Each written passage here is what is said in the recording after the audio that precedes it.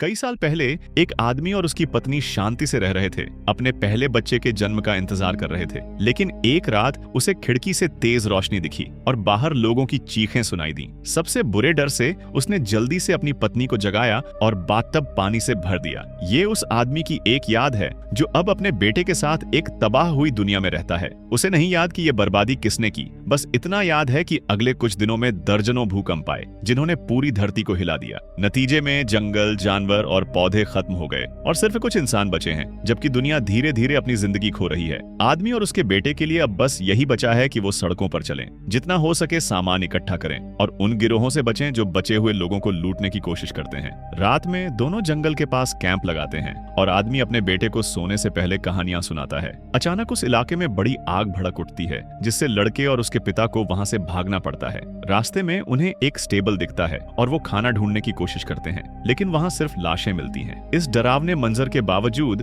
पिता अपने बेटे को बताता है कि ऐसा इसलिए हुआ क्योंकि कुछ लोग इस बदली हुई दुनिया को बर्दाश्त नहीं कर पाए और इसमें जीना नहीं चाहते थे। वो अपने बेटे को तसल्ली देने की कोशिश करता है, लेकिन उसे लगता है कि देर सबेर उसे भी वही मुश्किल फैसला लेना पड़ सकता है। इसीलिए वो एक रिवॉल्वर रखता है जिसमें सिर्फ 2 गोलियां हैं। स्टेबल छोड़ने के बाद पिता और बेटा रात एक कार में बिताते हैं, लेकिन जल्दी ही एक इंजन की आवाज से उनकी नींद टूट जाती है। फिर एक बड़ा ट्रक आता है जिसमें एक गिरोह के लोग हैं जो तरह तरह के हथियारों से लैस हैं। पिता जल्दी से अपने बेटे को जंगल में छुपने को कहता है, लेकिन गिरोह का एक आदमी वहां अपनी जरूरत के लिए जाता है। उसे जमीन पर छुपे हुए दोनों दिख जाते हैं। जवाब में पिता उस पर रिवॉल्वर तान देता है और चुप रहने को कहता है, धमकी देता है कि वो गोली मार देगा। वो आदमी अपनी जान बचाने के लिए बात करने की कोशिश करता है, कहता है कि ट्रक में खाना है और वो दोनों साथ में सफर कर सकते हैं। लेकिन पिता को उस पर भरोसा नहीं, क्योंकि उसे पता है कि ये गिरोह न सिर्फ रास्ते में मिलने वालों को लूटता है, बल्कि इंसानों को खाने के लिए भी शिकार करता है। हालात और तनावपूर्ण हो जाते हैं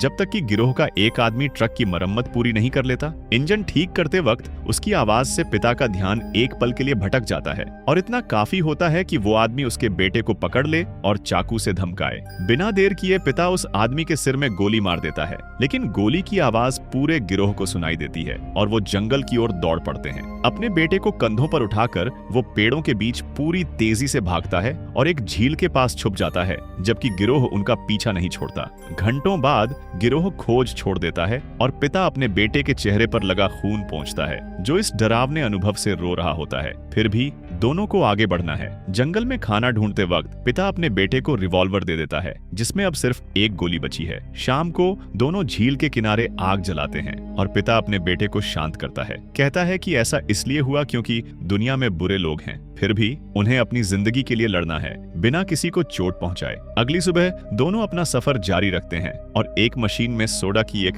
कैन मिलती है। पिता वो कैन बेटे को देता है जिसने पहले कभी ये ड्रिंक नहीं पी थी, और बेटा उसे अपने पिता के साथ बांट लेता है। इस छोटे से सुकून के पल के बावजूद दोनों खाना ढूंढते रहते हैं, लेकिन कहीं कुछ नहीं मिलता। खोज में नाकाम वो सड़क पर रुके एक ट्रक में आराम करते हैं। वहां बेटा कहता है कि वो अपनी माँ के साथ रहना चाहता है। ये सुनकर पिता को अपनी पत्नी के साथ आखिरी पल याद आते हैं, जब उनकी शादी टूटने की कगार पर थी। उसकी पत्नी ने जोर दिया कि वो रिवॉल्वर की आखिरी गोलियों का इस्तेमाल करें और अपनी तकलीफ खत्म कर दें, लेकिन पति ने मना कर दिया क्योंकि वो जीवित रहने के लिए कुछ भी करने को तैयार था। उसकी पत्नी हालांकि और बर्दाश्त नहीं कर पाई और जब उनका बेटा सो गया, उसने जाने का फैसला किया। पति ने उसे रोकने की पूरी कोशिश की, क्योंकि उसे पता था कि घर छोड़ना उसका अंत होगा, लेकिन उसने बस इतना कहा कि अपने बेटे को साउथ ले जाओ। कुछ लोग मानते हैं कि देश के कोस्टल इलाके में खाना और अच्छे लोग मिल सकते हैं जो जिंदगी के लिए जूझ रहे हैं। आखिरकार पति के रोने और गुजारिशों के बावजूद वो औरत अंधेरे में चली गई और फिर कभी नहीं दिखी।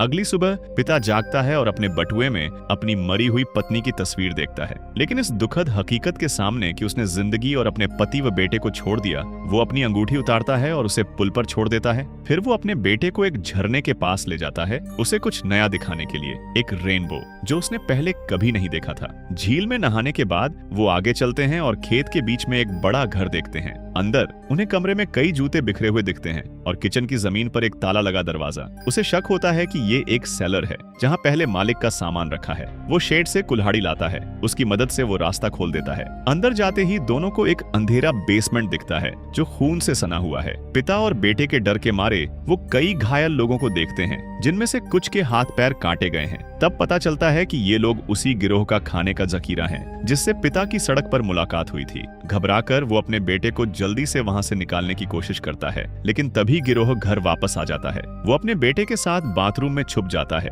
डर है कि अगर वो पकड़े गए तो वो अपने बेटे पर रिवॉल्वर तान देता है। उसे पता है कि अगर वो पकड़े गए तो बेटे को अपराधियों का कैदी बनने से बेहतर है कि उसे एक सम्मानजनक अंत दे दे। जैसा पिता को डर था, गिरोह का एक आदमी बाथरूम की ओर बढ़ता है, लेकिन तभी बेसमेंट से शोर सुनाई देता है। गिरोह वहां क्या हो रहा है देखने जाता है और पाता है कि कैदी भागने की कोशिश कर रहे हैं। वो उन्हें वापस छुपने पर मजबूर करते हैं। इस अफरा तफरी में पिता मौका पाकर अपने बेटे के साथ भाग निकलता है, इससे पहले कि कोई उन्हें देख ले। एक और दिन गुजरता है और पिता जल्दी से साउथ की ओर बढ़ता है, जब उसे कुछ छोड़े हुए घर दिखते हैं। उनमें से एक वो घर है जहाँ वो बड़ा हुआ था। वो उसमें सामान टटोलने लगता है, जबकि बेटा बाहर अपने खिलौनों से खेलता है। कुछ मिनट बाद बेटा कागज पर चित्र बनाने लगता है और उसका पिता सोफे पर सो जाता है। थोड़ी देर बाद बेटा एक और लड़के को देखता है जो थोड़ा बड़ा है और एक घर में छुपा हुआ है। वो उसके पीछे दौड़ता है और उसे रुकने को कहता है, लेकिन अपने बेटे की आवाज सुनकर पिता जाग जाता है और पूछता है कि वो क्या कर रहा है। बेटा कहता है कि उसे अपनी उम्र का कोई मिला है,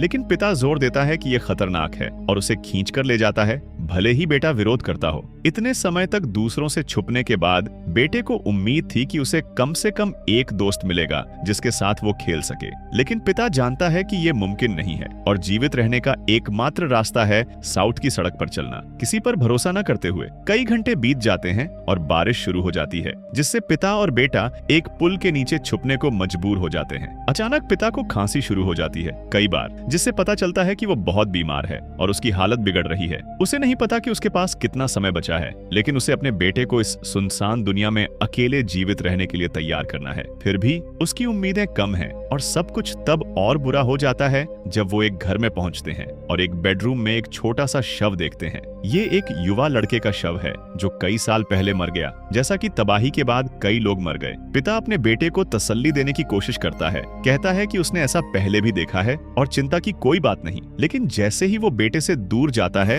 वो जमीन पर घुटनों के बल बैठता है और रोने लगता है। सोचता है कि क्या ये जीवित रहने की जद्दोजहद अब भी इसके लायक है। थोड़ी देर बाद वो खुद को संभालता है और अपने बेटे को बुलाकर एक पुराना पियानो दिखाता है जो उसे घर में मिला है। वो बजाना शुरू करता है और बताता है कि उसकी पत्नी पहले बहुत अच्छी पियानिस्ट थी, लेकिन बेटे को अपनी माँ के पियानो बजाने की कोई याद नहीं। फिर दोनों घर में सामान ढूंढते रहते हैं। तभी उन्हें खेत के बीच में एक टनल का ढक्कन मिलता है। एक पत्थर की मदद से पिता ढक्कन का ताला तोड़ देता है। अंदर जाते ही उन्हें एक छोटा सा शेल्टर मिलता है जो खाने से भरा है। इतना ही नहीं, वहाँ एक बिस्तर भी है और कई दिनों बाद पहली बार दोनों खाना खा सकते हैं और सम्मान के साथ आराम कर सकते हैं। खाने के बाद बेटा उस शख्स के लिए प्रार्थना करता है जिसने ये शेल्टर और खाना छोड़ा। वो अपने पिता से भी ऐसा करने को कहता है और पिता, जिसे समझ नहीं आता कि क्या कहे, बस ऊपर देखता है और कहता है थैंक यू। इस खोज की वजह से दोनों और समय तक जीवित रह सकते हैं, लेकिन पिता को यह सुनिश्चित करना है कि कोई उन्हें न ढूंढ ले। इसलिए वो खेत में पड़ा एक पुराना गद्दा उठाता है और उसे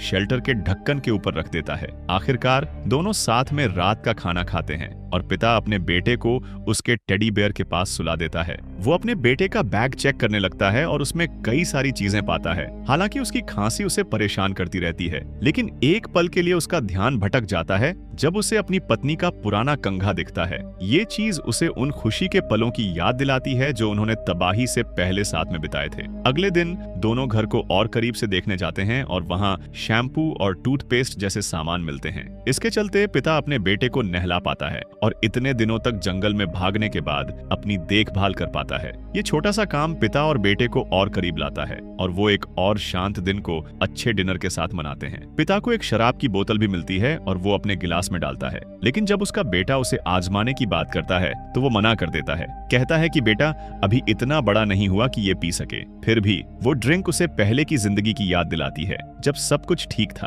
कुछ मिनट बाद उसकी खांसी फिर से उसे सताने लगती है। बेटा पूछता है कि वो ठीक है या नहीं, लेकिन पिता इस बारे में कुछ नहीं कहता ताकि उसे चिंता न हो। डिनर के बाद दोनों थोड़ा आराम करने जाते हैं, लेकिन उन्हें शेल्टर के बाहर से अजीब सी आवाज सुनाई देती है। फिर सब शांत हो जाता है, लेकिन पिता को लगता है कि अब वहां छुपे रहना सुरक्षित नहीं है। बेटा वहां से जाने से मना करता है, लेकिन पिता उसे कहता है कि बैग में जितना हो सके सामान भर ले। सुबह होते ही दोनों शेल्टर छोड़ देते हैं और खाने को एक ठेले में रखकर सड़क पर चल पड़ते हैं। कुछ मिनट बाद उन्हें एक बूढ़ा आदमी धीरे धीरे सड़क पर चलता हुआ दिखता है। जैसे ही वो पास आते हैं, बूढ़ा अपना बैग जमीन पर फेंक देता है और कहता है कि उसे न लूटें, क्योंकि उसके पास देने को कुछ कीमती नहीं है। पिता को पता चलता है कि बूढ़े को ठीक से दिखाई नहीं देता, जिससे उसके बेटे को उस पर और तरस आता है। बेटा उसे खाना देने की पेशकश करता है। हालांकि पिता को यह आइडिया पसंद नहीं, फिर भी वो मान जाता है और एक फल की कैन भेजता है। बूढ़ा न सिर्फ लगभग अंधा है, बल्कि बिना मकसद के इधर उधर घूमता है, चमड़े और लकड़ी से बने जूते पहने हुए जो प्लास्टिक बैग से चिपके हैं। उसकी हालत देखकर पिता को लंबे समय बाद पहली बार किसी के लिए हमदर्दी होती है और वो बूढ़े को उस रात डिनर के लिए अपने साथ आने का न्योता देता है। बूढ़ा आदमी न्योता स्वीकार करता है और अपना परिचय एलिली के रूप में देता है, एक 90 साल का यात्री जो कहता है कि उसकी उम्र की वजह से लुटेरे उसे लूटने की कोशिश नहीं करते। आखिरकार तीनों जंगल में पहुंचते हैं, आग जलाते हैं और पिता सबके लिए खाना बनाता है। बूढ़े की हालत के बावजूद पिता को उस पर पूरा भरोसा नहीं है। जैसे ही उसका बेटा सोने जाता है, वो तैयार किया हुआ हथियार एक तरफ रख देता है। पिता के शक के बावजूद वो मदद के लिए शुक्रगुजार है, खासकर बेटे की, जिसने इस दौरान उसे इकलौता अच्छा व्यवहार दिया। बूढ़ा बताता है कि उसका भी एक बेटा था, लेकिन तबाही के बाद वो उसे खो चुका है और अब इस बारे में बात नहीं करता। पिता पूछता है कि जिस तरह हालात हैं, क्या वो चाहता है कि अब वो जिंदा न रहे, लेकिन बूढ़ा जवाब देता है कि ये रास्ता ठीक नहीं है, क्योंकि अंधेरे वक्त में भी जीने की वजहें होती हैं। एक और दिन गुजरता है और बूढ़ा चला जाता है, लेकिन जाने से पहले पिता और बेटे ने उसके बैग में कुछ सामान भर दिया। इसके बाद दोनों जंगल के रास्ते आगे बढ़ते हैं। तभी उन्हें एक झोपड़ी दिखती है, जिसके खेत में खून और बिखरी हड्डियां हैं। लगता है कि ये किसी और गिरोह का अड्डा है जो जल्द ही वहां आता है, एक औरत और उसके बेटे का शिकार करते हुए। कुछ न कर पाने की मजबूरी में पिता और बेटा जंगल में छुप जाते हैं, लेकिन तभी एक और भूकंप शुरू होता है, जिससे आसपास के पेड़ गिरने लगते हैं। दोनों अपनी जान बचाने के लिए भागते हैं और बाल बाल बचते हैं। जब एक बड़ा लट्ठा उनके सामने गिरता है, बेटा डर जाता है, लेकिन पिता उसे उठाता है और दोनों दूसरी छुपने की जगह ढूंढने निकल पड़ते हैं। वो एक टूटे हुए कैथेड्रल के खंडहरों में पहुंचते हैं और बेटा जल्दी ही सो जाता है, लेकिन सुबह वो अपने पिता की खांसी की आवाज से जागता है। उसकी बीमारी तेजी से बिगड़ रही है, यहाँ तक कि वो खून खांस रहा है, जिससे बेटा चिंतित हो जाता है। लेकिन पहले की तरह वो अपने बेटे को कहता है कि चिंता न करे और बस आगे बढ़ते रहें। कुछ और घंटों की चाल के बाद वो समुद्र तट पर पहुंचते हैं, जहां एक अंधेरा बीच है, प्रदूषित आसमान के साथ, जहां समुद्री जानवरों की लाशें लहरों से बहकर आई हैं। दोनों पास में कैंप लगाते हैं, लेकिन इस बार बेटा भी बीमार महसूस करने लगता है और पिता को पता चलता है कि उसे तेज बुखार है। पिता अपनी पूरी कोशिश करता है कि बेटा बेहतर महसूस करे और बेटा पूछता है कि अगर वो जिंदा न बचा तो पिता क्या करेगा। पिता इस बारे में सोचना नहीं चाहता, लेकिन अगर ऐसा हुआ तो वो कहता है कि उसके पास जीने की कोई वजह नहीं बचेगी और वो सब खत्म कर देगा ताकि बेटे के साथ जा सके। सुबह होती है और पिता तट के पास एक बड़ा जहाज देखता है और वहां और सामान ढूंढने के लिए तैर कर जाता है। बेटा कैंप में इंतजार करता है, लेकिन सो जाता है और उसे नहीं पता जब एक रहस्यमयी आदमी चाकू लिए उसके पास आता है। थोड़ी देर बाद पिता एक बैग लेकर लौटता है, जिसमें एक फ्लेयर गन भी है, लेकिन वो आदमी कैंप का सारा सामान ले चुका है। शुक्र है उसने बेटे पर हमला नहीं किया, जो सामान चोरी होने के बाद ही जागता है। पिता की खांसी और बिगड़ती जाती है और उसे अपने बेटे को गोद में उठाकर चोर को ढूंढने निकलना पड़ता है। वो उसे सड़क पर पाता है। पिता रिवॉल्वर निकालता है और उसे गोली मारने की धमकी देता है,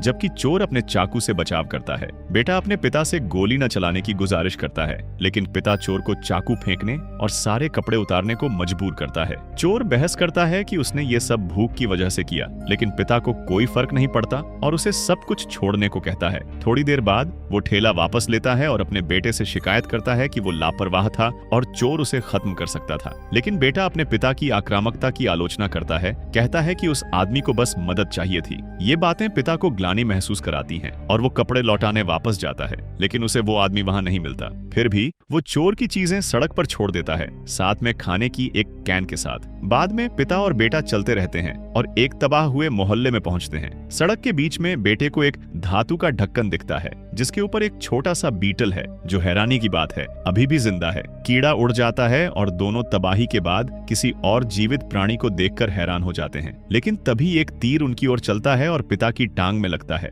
वो जल्दी से बेटे को लेकर ठेले के पीछे छुप जाता है। उसे पता चलता है कि तीर सामने वाले घर की खिड़की से आया था। वो जवाबी कार्रवाई करता है और फ्लेयर गन से खिड़की की ओर गोली चलाता है। फिर वो घर में दौड़ता है और देखता है कि वहाँ एक जोड़ा रहता था जिसने उसे गिरोह का सदस्य समझकर तीर चलाया था। बदकिस्मती से फ्लेयर गन की गोली से पुरुष मर जाता है और उसकी पत्नी उसके शव के पास रोती है और कुछ न कर पाने की मजबूरी में पिता अपने बेटे के पास लौटता है और जल्दी से दूसरी छुपने की जगह ढूंढता है ताकि अपनी टांग में फंसा तीर निकाल सके। बहुत मेहनत से वो प्लायर से तीर का सिरा निकालता है, लेकिन इससे उसकी हालत और खराब हो जाती है। पट्टी बांधने के बाद वो अपने बेटे के साथ साउथ की ओर चलता है, लेकिन उसकी बीमारी अपनी हद तक पहुंच जाती है और वो और ज्यादा खून खांसने लगता है। अब और चलने की ताकत न बची होने के कारण वो समुद्र तट के सामने रुकता है और बेटा उसे लेटने में मदद करता है। वो अपने पिता को खाना और पानी देने की कोशिश करता है, लेकिन पिता जानता है कि उसका अंत करीब है। वो बेटे से कहता है कि वो आगे बढ़े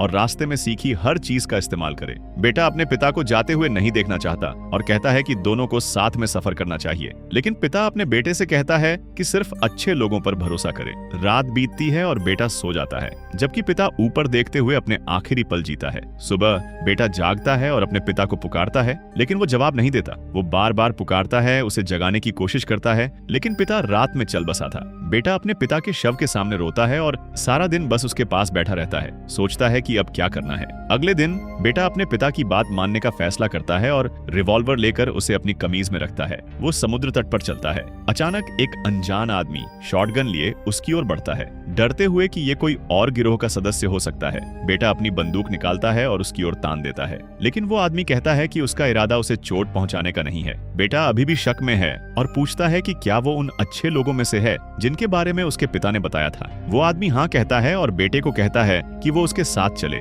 क्योंकि वो और उसका परिवार एक सुरक्षित जगह जा रहे हैं। कोई और रास्ता न देखकर बेटा मान जाता है, लेकिन पहले वो अपने पिता के शव के पास जाता है और अलविदा कहता है। वादा करता है कि वो हर दिन उससे बात करेगा। आखिरकार बेटा उस आदमी के पास जाता है जो अपने परिवार से मिलवाता है, उसकी पत्नी, 2 बच्चे और एक डॉग। औरत बताती है कि उसने बेटे और उसके पिता को साथ में सफर करते देखा था और उनकी मदद करने के लिए मिलना चाहती थी। ये देखकर कि उसे सचमुच अच्छे लोग मिल गए हैं, बेटा उनके साथ जाने को तैयार हो जाता है। अपने पिता के प्यार और हिम्मत की वजह से बेटे ने सीखा कि इस तबाह दुनिया में भी इंसानी अच्छाई पर भरोसा करने की वजह बाकी है। अगर आपको ये रिकैप देखकर मजा आया तो वीडियो को लाइक करें, अपने प्यारे लोगों के साथ शेयर करें और अपने पसंदीदा चैनल मूवीटेशन को सब्सक्राइब करना न भूलें ताकि और शानदार रिकैप्स देख सकें।